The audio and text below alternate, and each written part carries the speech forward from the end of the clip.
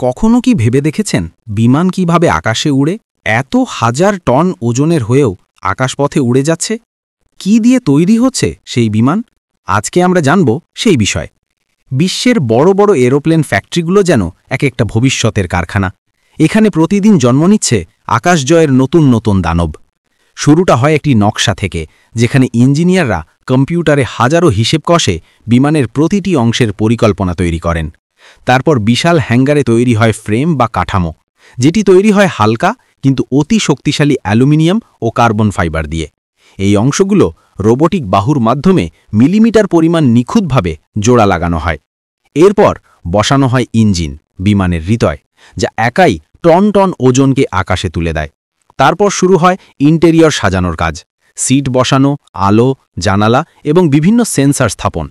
প্রতিটি তার, প্রতিটি স্ক্রু পরীক্ষা করা হয় শতবার, যেন কোনো ত্রুটি না থাকে। তারপর বিমানটিকে নিয়ে যাওয়া হয় পরীক্ষামূলক উড্ডয়নে, যেখানে পাইলটরা দেখে নেন সবকিছু সঠিকভাবে কাজ করছে কিনা।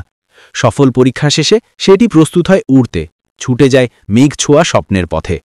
এভাবেই এয়ারবাস, বোয়িং বা অন্যান্য বড় কোম্পানির ফ্যাক্টরিগুলো থেকে জন্ম নেয় সেই বিশাল এরোপ্লেন, যা এক মহাদেশ থেকে অন্য মহাদেশে মানুষ ও স্বপ্নকে বহন করে নিয়ে যায় আকাশের সীমাহীন নীলতায়।